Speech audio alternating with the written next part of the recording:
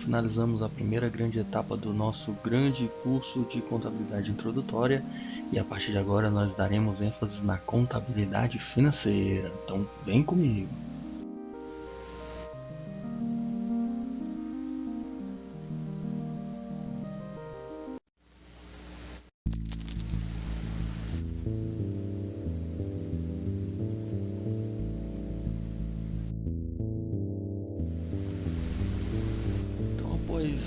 Depois de todo esse nosso passeio dentro dos ramos da contabilidade, contabilidade gerencial, com finalidade interna, a contabilidade fiscal, com suas declarações tributárias perante ao governo, o planejamento tributário pelo profissional especializado e as auditorias, os seus testes substantivos para uma assecuração razoável de que as informações e demonstrativos financeiros elaborados pelas empresas são de fato compatível com a realidade, dentro dos princípios da contabilidade, dos padrões, etc. Nós focaremos agora, a partir desse ponto do nosso curso, na contabilidade financeira.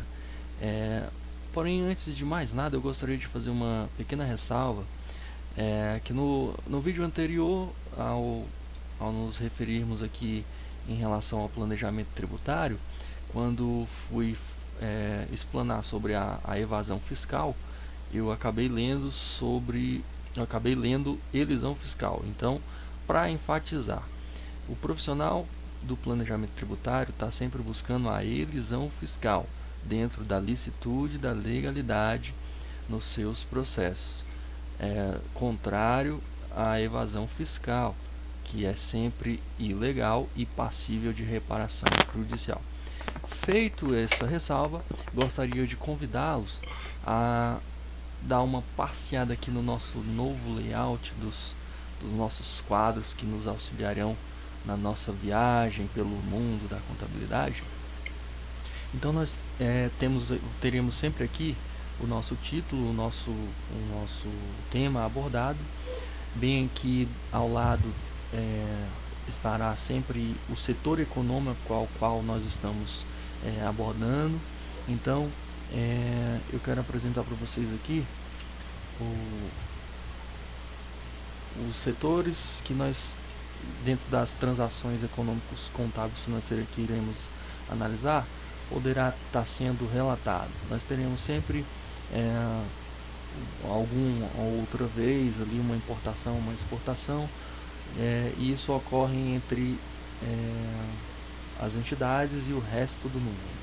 Nós chamaremos resto do mundo tudo aquilo que não é dentro do nosso Estado Nacional brasileiro. Então ocorrerão exportações, importações no nosso setor resto do mundo. E aqui nós temos o já conhecido setor governo. É o setor governo que recolhe os tributos, fornece serviços à sociedade. Dentro eles tem as funções essenciais, função do poder judiciário, legislativo, executivo, seguridade social, etc. E o já conhecido também setor empresarial, aquele que obtém recursos, seja dos sócios, acionistas, cotistas, seja com aqueles fornecedores, financiadores, buscando sempre um retorno lucrativo, agregar valor aos bens e serviços para fornecimento para a sociedade. Temos o setor, esse setor aqui nós não tínhamos relatado ainda, mas é o terceiro setor. Nós chegamos a comentar brevemente. Esse setor, ele também fornece bens e serviços para a sociedade, porém as intenções não são a lucratividade, mas a prestação para aqueles que necessitam, uma visão social, não tem uma finalidade lucrativa. Não chega a ser um setor econômico, mas é também muito importante de termos a ideia de que eles poderiam ser comparados, e a legislação os compara dessa forma. A legislação previdenciária compara os autônomos quando contratam alguém se equiparam às sociedades empresárias, mas não são um setor econômico, mas tem sua representatividade, fornecendo bens e serviços à sociedade também, e para isso requerem também recursos e serão sempre de ou seus próprios recursos ou financiados, de repente um empréstimo bancário, etc. E o setor econômico famílias.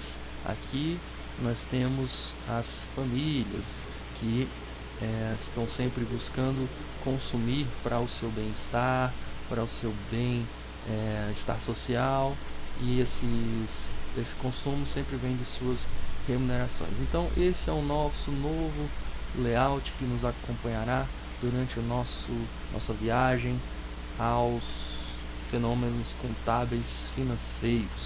Tranquilo?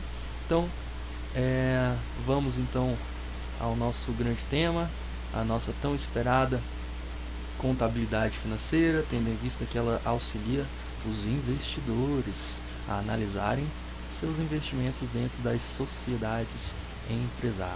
Então, vamos nessa.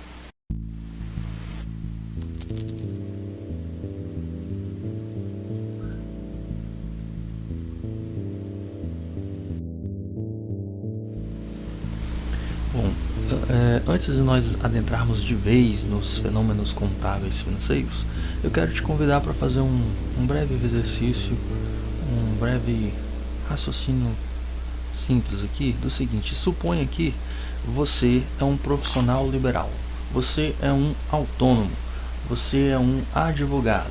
Então, o nosso artigo 5º lá na Lei Maior, da Constituição Federal, diz o seguinte: que todos são iguais perante a lei, sem distinção de qualquer natureza, garantindo-se aos brasileiros e aos estrangeiros residentes no país a inviolabilidade do direito à vida, à liberdade, à igualdade, à segurança e à propriedade nos termos seguintes. Então, lá no inciso 13, ele diz que é livre o exercício de qualquer trabalho, ofício ou profissão, atendidas às qualificações profissionais que a lei estabelecer. Então, você você graduou-se em bacharel em Direito, passou na OAB e quer exercer a profissão de advogado. Você então precisará abrir um escritório, e esse escritório precisará de bens e utensílios que possibilite você a prestar esse serviço com qualidade. Então você precisa de recursos, e dessa forma se você possui recursos próprios, você compra esses imóveis, esses recursos necessários à abertura do escritório, e abre o seu escritório. Por outro lado, se você não possui, você pode recorrer a um empréstimo bancário ou um financiamento. Então você levantará esses recursos através de terceiros. O ponto em que nós queremos chegar é que a relação entre você autônomo e os bens desse prestador de serviço é direta. Então você é o proprietário, você autônomo é dono é como se o próprio escritório se confundisse com quem está prestando o serviço. Então nós temos uma teoria dentro do direito empresarial, do direito civil, que busca entender essas relações. Tem teorias que buscam entender essas relações entre os bens, as propriedades e a pessoa, seja física ou jurídica, e a relação entre esses bens e essa pessoa. Então, a teoria da propriedade vê a corporação como um instrumento dos proprietários, ao invés de como uma entidade com vida própria separada dos acionistas. Então, se confundem. O escritório e o advogado se confundem. É como se fossem uma única coisa.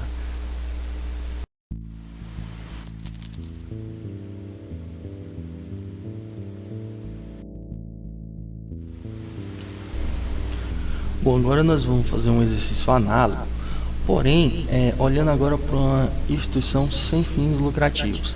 Essas instituições, geralmente, elas surgem no direito, na sociedade, a partir da personificação de um patrimônio que é posto à disposição para uma destinação específica. Então, alguém, uma entidade ou uma pessoa física com recursos sobrando e quer dar uma destinação para aqueles recursos útil, ele cria-se uma pessoa jurídica, e para que essa pessoa jurídica se organize através de seus gestores e disponibilize gratuitamente, muitas vezes gratuitamente, os serviços, os bens e serviços, seja de educação, de saúde, de pesquisa. Então, a princípio, essas entidades surgem no direito dessa forma: personificação de um patrimônio posto à disposição para a prestação de um serviço específico. Então, essas entidades têm um levantamento de seus recursos através dessa forma a princípio, e posteriormente pode, inclusive, após instituída a entidade, ela pode receber doações, aumentando assim os seus recursos, e também, atendidas as exigências legais, podem receber subvenções dos seus encargos tributários. Então é dessa forma que essas entidades se constituem. E veja que não há, diferente da relação do proprietário, como visto ainda há pouco, uma relação da entidade, dos gestores serem e fazerem o que bem entenderem com os seus recursos. Diferente da relação aqui do advogado, que faz o que bem entender com seus recursos, que são para seu trabalho de advocacia. Aqui há uma vinculação à utilização desses recursos para a prestação específica de um bem e serviço a qual foi destinado, a princípio, aquele patrimônio. Então, parece muito adequado, ao buscar entender essa relação entre a entidade e os seus bens, as suas propriedades, a teoria do fundo. A teoria do fundo, ela busca abandonar as relações pessoais que consubstanciam a teoria do patrimônio. Não há relação pessoal aqui entre os gestores e a entidade e os bens. Os bens estão ali para uma finalidade muito específica. Então, a teoria do fundo abre mão dessa relação, e também da personalização da firma como entidade legal e econômica artificial implícita na teoria da entidade. O fundo é o núcleo do interesse. Então, de fato, parece muito adequado entender essas entidades como um grande fundo que é criado e gerido para finalidades muito específicas, diferenciando então da teoria do patrimônio, como a gente viu ainda há pouco.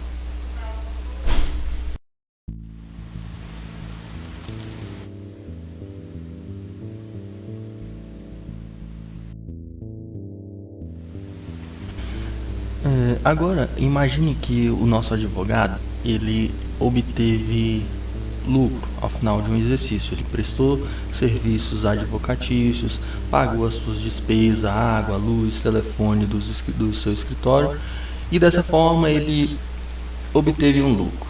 Desse lucro, ele investiu em uma sociedade empresária, alocou recursos a essa sociedade empresária, que tem seus gestores para gerir os recursos dessa entidade, prestando bens e serviços à sociedade com finalidade lucrativa.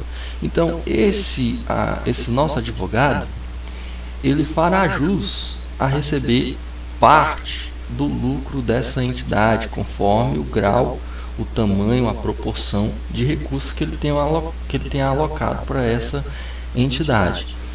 Então, essa entidade, Companhia Energética S.A., ela levanta seus recursos dessa forma. São os sócios, proprietários e acionistas que disponibilizam recursos para que ela possa atuar na economia, gerando bens e serviços para a sociedade. E também os terceiros, claro, sempre pode se recorrer a um financiamento, a um empréstimo, a fornecedores que fornecem as mercadorias e decidem receber com atraso, atraso no sentido de diferenciação entre o tempo que se recebe a mercadoria e o tempo que de fato se paga. Enfim, então essa entidade ela levanta seus recursos, seus bens para a produção de mais bens e produtos para a sociedade dessa forma. Então é muito adequado entender que a relação entre a entidade e os bens seja de fato que os proprietários, os donos, o advogado tem vida distinta dessa entidade. O seu advogado, enquanto está lá exercendo o seu exercício de advocacia, alocou recursos aqui para outras pessoas gerirem esse negócio e darem uma vida a essa entidade e que ela tenha lucratividade no final de todo esse processo. Então, a teoria da entidade busca descrever essa relação. Então, ela afirma que a empresa e o proprietário têm vidas distintas. Então, a contabilidade financeira ela se baseia nesse princípio da entidade. Ela distingue o que é da entidade e o que é dos proprietários. Então, uma coisa é a entidade que está aqui gerindo os recursos, outra coisa são os seus sócios e acionistas, que estão muitas vezes em outras atividades que nada tem que ver com a atividade da companhia. Então, a contabilidade financeira parte sempre nos seus relatórios contábeis financeiros a partir desse princípio da entidade. Então, nós vamos, a partir de então, trabalhar todos os relatórios contábeis financeiros que iremos relatar, aprender a construir, é baseado nesse princípio, o princípio da entidade. O primeiro relatório contábil financeiro que nós iremos trabalhar é o balanço patrimonial. E essa é a característica básica do balanço. Nós iremos entrar então nas transações contábeis financeiras. Aprenderemos a construir os balanços patrimoniais e dessa forma nós aprenderemos a ler melhor, interpretar com qualidade as informações contábeis e tomar melhor nossas decisões financeiras de investimentos. Então, se você faz investimento em bolsa, é muito útil você aprender a ler um balanço patrimonial, e é essa nosso objetivo desde já. Então, galera, nós vamos ficando por aqui para o vídeo não ficar muito extenso, mas já na playlist, na segunda aula da playlist, nós já vamos começar a entrar nas transações financeiras e no balanço patrimonial. Eu te espero na próxima aula. Um abraço, até mais, tchau, tchau.